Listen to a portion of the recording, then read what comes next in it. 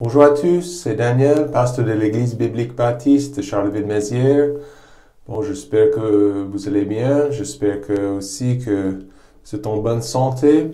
Nous prions beaucoup pour vous, les fidèles de notre Église, et pour vous qui regardez cette vidéo. Vraiment, vous êtes dans nos pensées. Je prie que cette leçon, cette étude, soit une bénédiction dans votre vie.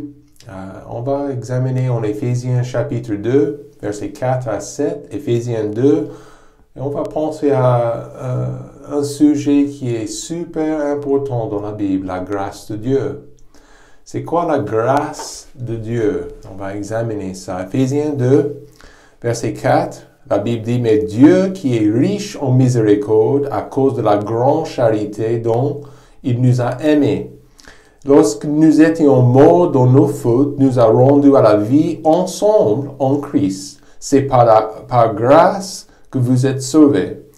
Et il nous a ressuscités ensemble et fait asseoir ensemble dans les lieux célestes, en Jésus, afin de montrer dans les siècles à venir les immenses richesses de sa grâce, par sa bonté envers nous en Jésus-Christ. Prions. Père, merci encore de cette occasion d'étudier ta parole. Merci pour ceux qui regardent cette vidéo. Je prie que ça soit une bénédiction dans nos vies aussi. Aide-nous à grandir dans notre foi. Aide-nous à bien comprendre les leçons, les principes que tu as pour nous. Aide-nous à être fidèles, à marcher régulièrement dans ta parole, de marcher avec toi jour après jour. Bénis-nous, on a vraiment besoin de toi.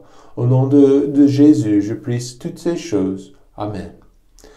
Pour beaucoup de personnes dans notre société, l'idée de Dieu, c'est quelque chose assez bizarre. Est-ce qu'il y a un Dieu?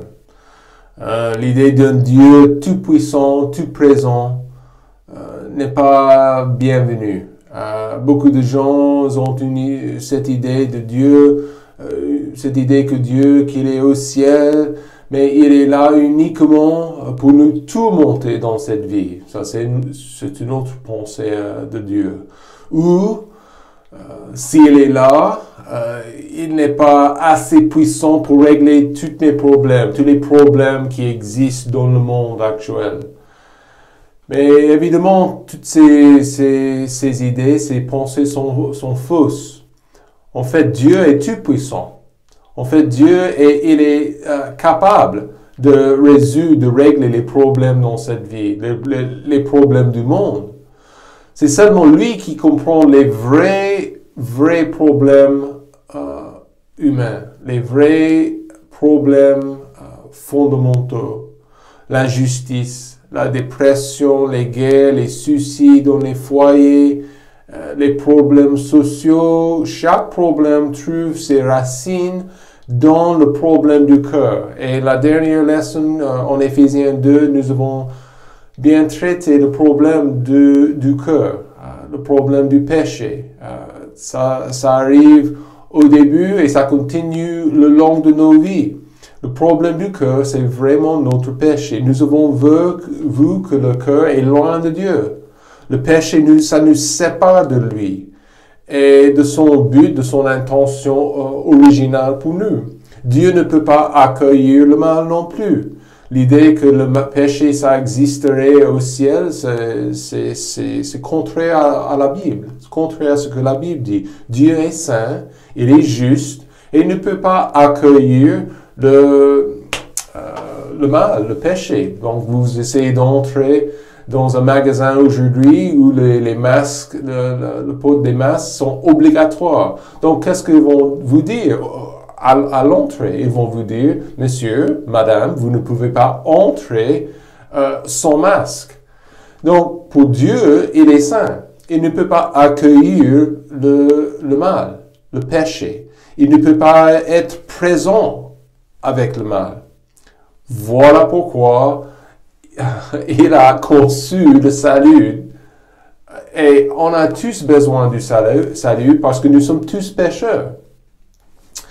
Et d'être sauvé, c'est absolument important, indispensable pour être pardonné, pour aller au ciel, pour avoir la certitude dans cette vie et pour la vie à venir.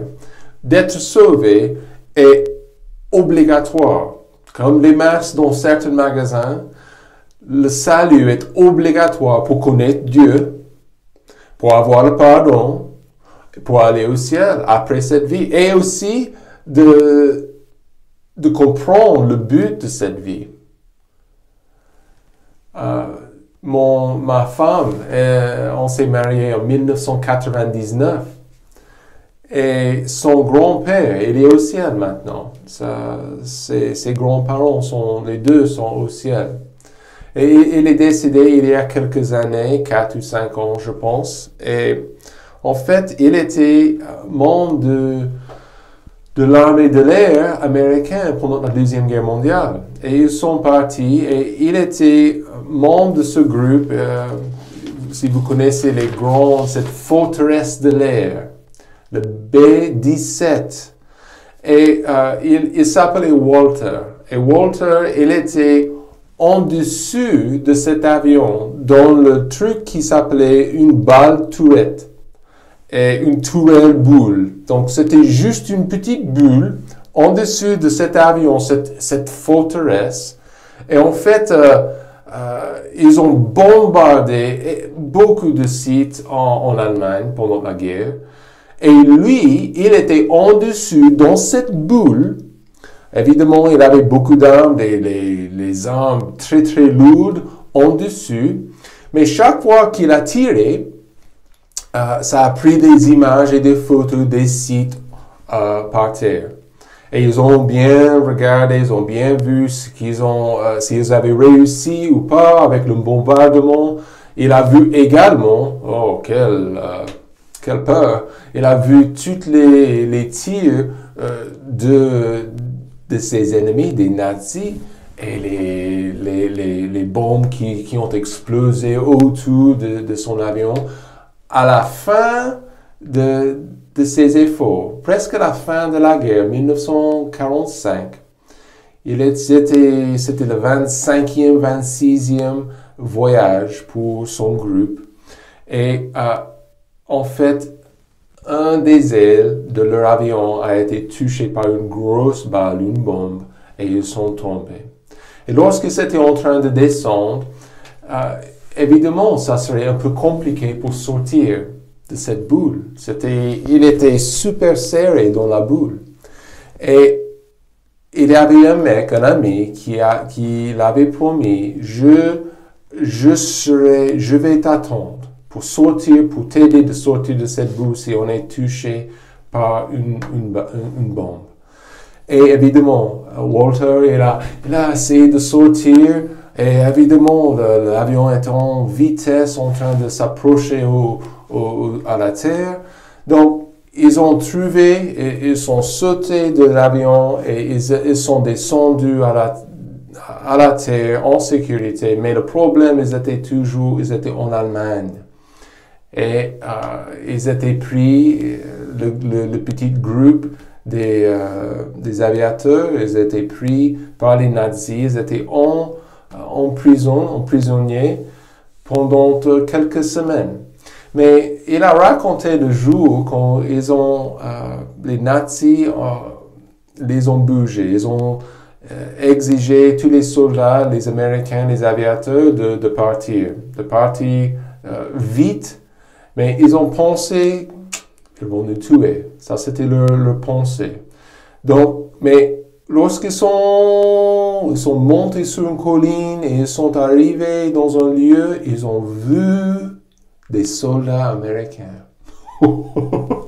Ils ont regardé autour d'eux, les nazis n'étaient plus là. Donc, ils étaient sauvés. Pour nous, aujourd'hui, ce n'est pas vraiment bizarre quand nous regardons aux Écritures de comprendre l'importance d'être sauvé. Ce n'est pas moi qui me sauve. Ce n'est pas une religion, un curé qui va me sauver de mes péchés. Pas du tout. Dieu a préparé son plan avant même la création, avant la chute. Il a préparé son plan pour sauver le pécheur.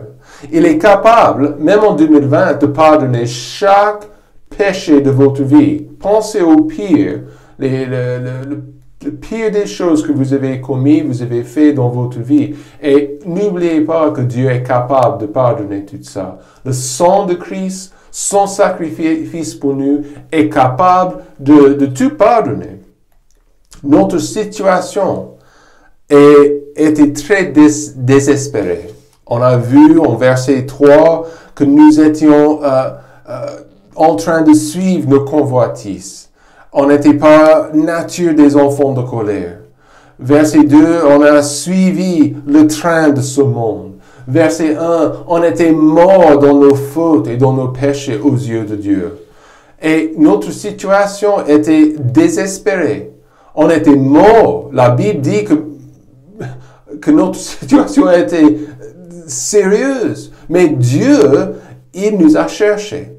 Il nous a offert le salut par sa grâce. Romains chapitre 5, verset 20, c'est un très très bon verset. Où la loi est intervenue pour faire abonder le péché, mais où le péché a abondé, la grâce a surabondé. Ça, c'est la grâce de Dieu. Ce n'est pas une question de si il peut pardonner. Bien sûr, il peut. Tout dépend de nous-mêmes. Dieu ne va pas nous forcer à accepter son Fils. Dieu ne va pas nous forcer à accepter le sacrifice qu'il a fait. Et il ne va pas nous forcer à accepter sa grâce. Je peux dire oui et je peux dire non. Il m'a créé avec une volonté libre. Et la grâce, par contre, est donnée à chaque pécheur qui se repentit et qui accepte son Fils unique. Aussi simple que ça. Ça, c'est le salut. Ce n'est pas, évidemment, c'est pas la foi. C'est pas la foi que j'accepte son don de la vie éternelle. C'est pas la foi que j'accepte son Fils unique. Je ne peux pas le voir avec mes yeux, n'est-ce pas?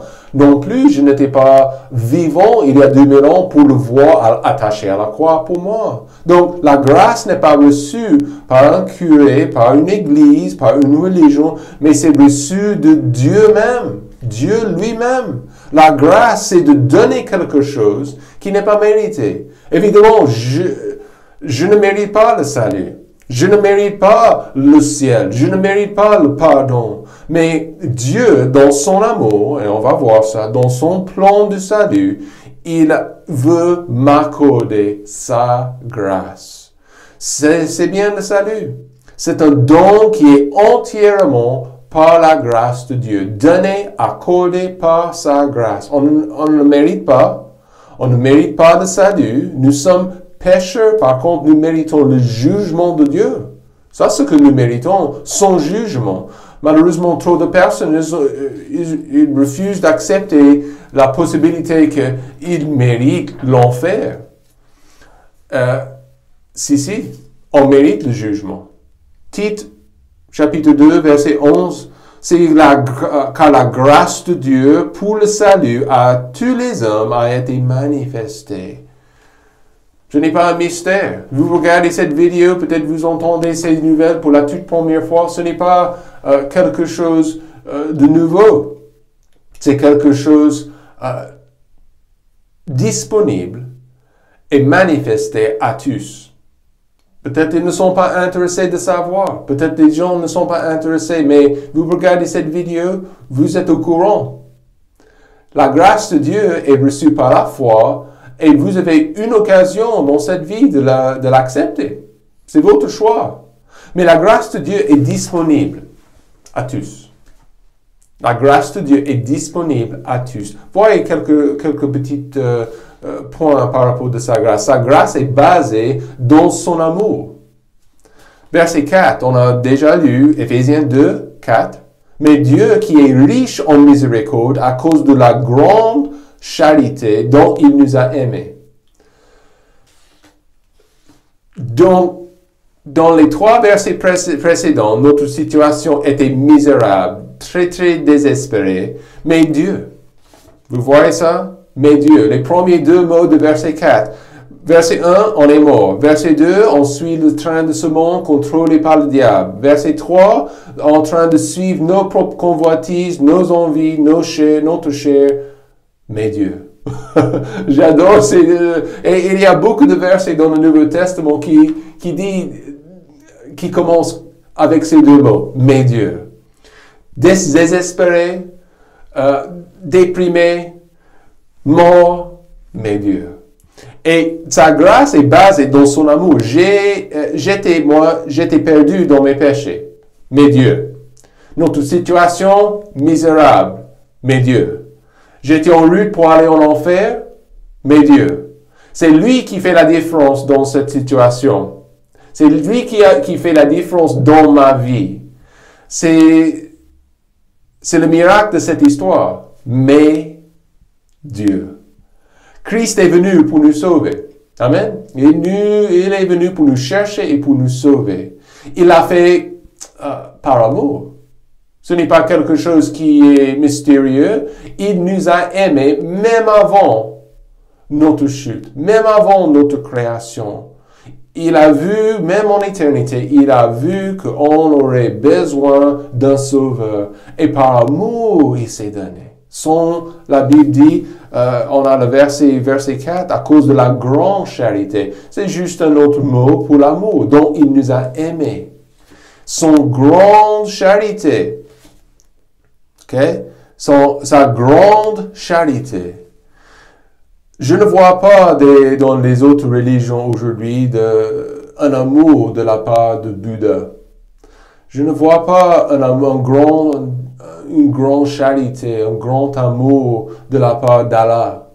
Le Dieu de la Bible, il aimait le pécheur. Et ça, c'est la grosse différence entre ce que je trouve dans la Bible et ce que je trouve dans les autres religions. Une statue ne peut pas vous aimer. D'accord? Une statue ne peut pas vous sauver de vos péchés. Dieu, dans son grand amour, dans sa grande charité, il a envoyé son Fils. Le Dieu de la Bible a prouvé son amour. Ce n'est pas suffisant de dire, oui, je vous aime, mais s'il n'y a aucune preuve de cet amour, s'il n'y a aucune preuve pour vérifier, oui, c'est sûr, il m'aime ou elle m'aime. Jean chapitre 15, verset 13, un verset, Jésus-Christ, il est en train de parler. Jean 15, verset 13. Nul n'a un plus grand amour que celui qui donne sa vie pour ses amis. Et c'est bien dit. Un amour qui donne continuellement. Ça, c'est l'amour de Dieu. Il n'arrête pas à donner. Et ça explique beaucoup par rapport de sa grâce. Il donne.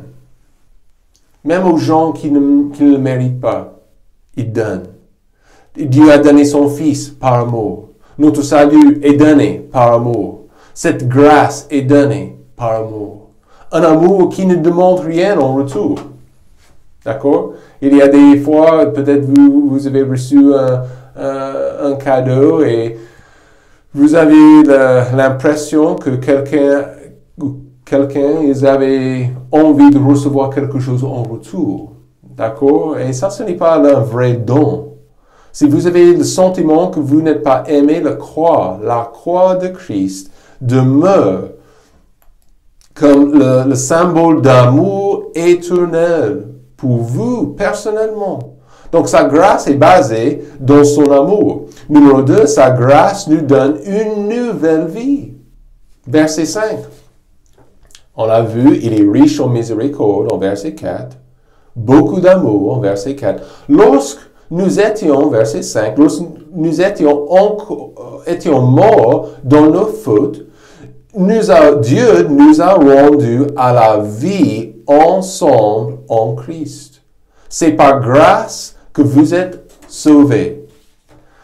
Jean chapitre 11, vous pouvez lire cette histoire pour vous-même. Jésus a reçu, il était dans un village, il a reçu des nouvelles que son ami Lazare était malade. était à la porte de la mort. Jésus, au lieu de se dépêcher, au lieu d'aller en vitesse à son ami, il s'est patienté. Il n'est pas arrivé à l'heure pour sauver Lazare. Et en fait, c'était une grosse déception pour les sœurs de Lazare. Lisez le passage pour vous-même, Jean 11. Jésus est arrivé 2 ou 3 jours en retard.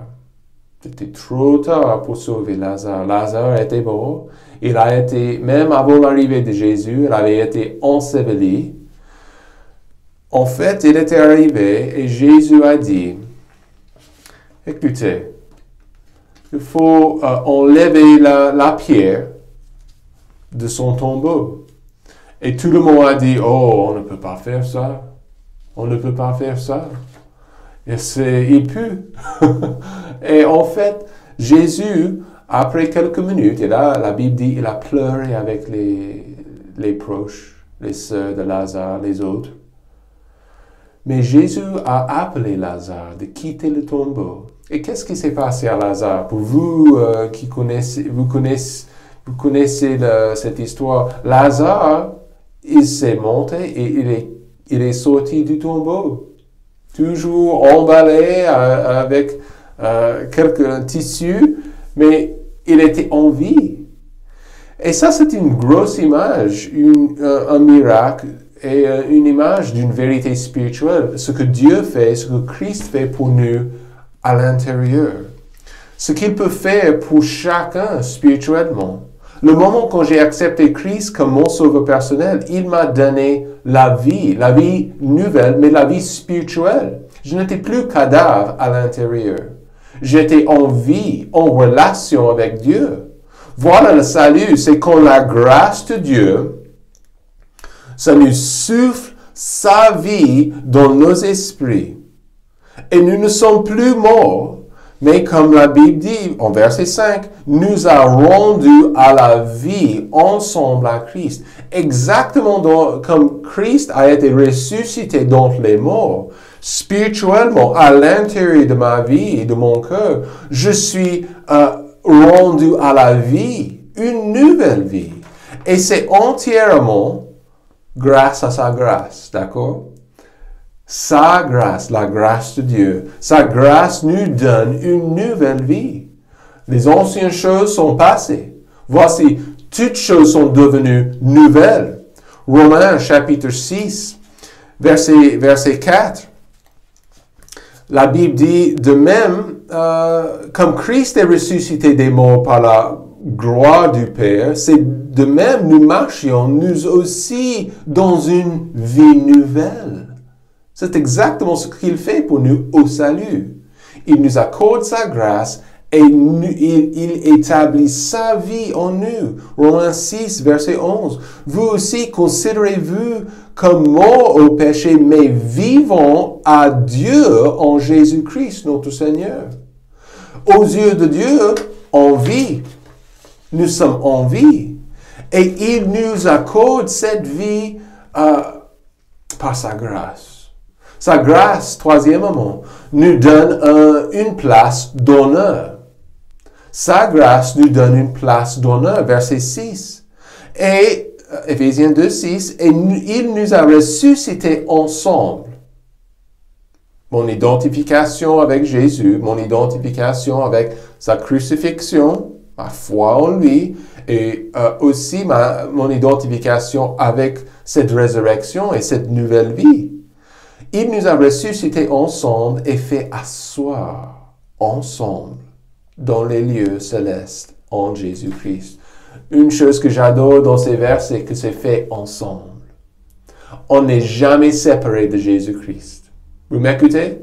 Jamais, jamais, jamais séparé de Jésus-Christ. Je peux mourir demain. Je ne serai jamais séparé de lui. Je peux être persécuté pour ma foi. Je peux être martyrisé pour ma foi. Et je ne serai jamais séparé. Je ne serai jamais séparé de mon Sauveur et de mon Seigneur. Sa grâce me donne une place d'honneur. En Luc chapitre 15, il y a la parabole de cette fils prodigue. Cet fils prodigue, il était une bonne image des gentils à l'époque de Jésus. Il y avait deux fils. Le premier, il a symbolisé les Juifs, et l'autre, il a symbolisé les pécheurs, les gentils, les non-juifs. Luc chapitre 15 explique comment le plus jeune, il a exigé son héritage. Et il a dit, papa, je le veux tout de suite, donne-moi. Et il a tout gaspillé. Il a gaspillé son héritage, il a vécu dans la débauche pour une saison. Mais au fur et à mesure, le papa, il a attendu le retour de son fils, de ce fils prodigue. Et au fur et à mesure, la Bible explique qu'il est revenu. Et il a dit, mon père, Luc 15, mon père, j'ai péché contre le ciel et contre toi, et je ne suis plus digne d'être appelé ton fils. Mais le père dit à ses serviteurs, apportez la plus belle robe et l'en revêtez, et mettez-lui un anneau au doigt et des souliers aux pieds, et emmenez le veau gras et le tuez. Mangeons et réjouissons-nous, parce que mon fils que voici était mort, il est revenu à la vie. Il était perdu et il est retrouvé, et ils commençaient à se réjouir. Et ils ont fêté. Ils ont fêté le retour du fils prodigue. Et il a été donné une place d'honneur. Le moment de mon salut, Dieu, dans sa grâce, m'accorde une place à sa table. Une place d'honneur dans sa famille spirituelle. Paul est en train de dire que nous n'appartenons plus à ce monde.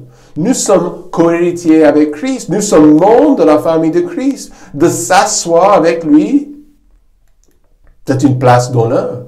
C'est de nous réjouir. C'est de partager sa gloire, son honneur. Ça présente la nature absolue de cette promesse. C'est sûr. Il y a une place pour moi à la table. Merci. Merci pour cette grâce. Merci pour cette place à la table, membre de la famille. C'est entièrement grâce à lui. Qu'est-ce que j'ai fait pour mériter cette place? Zéro. Qu'est-ce que le fils prodigue a fait pour mériter la place, cette fête à la table du Père? Zéro. Comme le fils, j'étais sale. J'étais misérable. L'odeur des cochons et de mes péchés était partout sur mon corps. Mais il m'a sauvé. Il m'a changé. Et il m'a donné une place d'honneur. Maintenant, comme membre de son fils et co-héritier avec Christ. Sa grâce, dernièrement, établit mon avenir. La grâce de Dieu établit quelque chose de super important. C'est demain. Verset 7, afin de montrer dans les siècles à venir les immenses richesses de sa grâce. D'accord? Par sa bonté envers nous en Jésus-Christ. Dans cette vie à mon salut, je goûte la vraie vie. La vraie vie. J'expérimente une relation personnelle avec mon Créateur. Je peux prier et il m'entend. Je peux prier et il va exaucer mes prières. À mon salut, je reçois une confirmation certaine de mon avenir. Combien de promesses qui existent dans la Bible pour le pécheur qui vient à Jésus par la foi. Les promesses sont nombreuses. 1 Jean chapitre 5 verset 13. Je vous ai écrit ces choses à vous qui croyez au nom du Fils de Dieu, afin que vous sachiez que vous avez la vie éternelle, et afin que vous croyiez au nom du Fils de Dieu. À mon salut, je reçois cette promesse, cette confirmation sûre de mon avenir. Ce verset présente la vérité que depuis le moment de notre conversion et au travers des siècles à venir, nous ne cesserons jamais de bénéficier de sa grâce et de ses dons. Paul était clair, afin de montrer. Dieu il est vraiment intéressé de vous montrer comme son fils, comme sa fille, les richesses de sa grâce. Il peut le faire dans cette vie, évidemment. Mais dans les siècles à venir, il va tout montrer. les bénédictions de son salut, de son pardon, de sa grâce. Aujourd'hui, j'ai fait des courses à Intermarché vers la Ronde Culture. J'ai acheté quelques choses, quelques petits trucs, et j'ai reçu 2 bons, pas de bons d'achat, des bons de réduction, avec une date d'expiration pour chaque bon. Donc ça veut dire que je peux acheter 2 bouteilles de Fanta ou Coca, et je peux recevoir moins 60 centimes, je pense. Mais la date d'expiration, ça sera en septembre, je pense. Avec Dieu, avec mon avenir, c'est sûr. Il n'y a aucune date d'expiration. Si je vis ou je meurs, mon avenir est assuré. Et c'est sa grâce qui l'établit. C'est sa grâce qui m'assure pour demain. Vous m'écoutez? Vous me regardez aujourd'hui, et si vous n'êtes pas vraiment sûr, si vous n'êtes pas certain de la vie éternelle, je peux vous dire quelque chose. Dieu est venu, il a envoyé son Fils pour vous. Son Fils a payé le prix pour vous. Les promesses bibliques sont en place pour vous. Et vous pouvez avoir la certitude de demain, de la vie après la mort. Vous pouvez avoir cette assurance aujourd'hui. Si vous avez des questions, vous pouvez m'appeler. Vous pouvez également m'envoyer des messages. Et nous serons très contents de vous montrer dans la Bible comme vous pouvez être sûr et certain. Je prie que vous passiez une bonne journée. Que Dieu vous bénisse.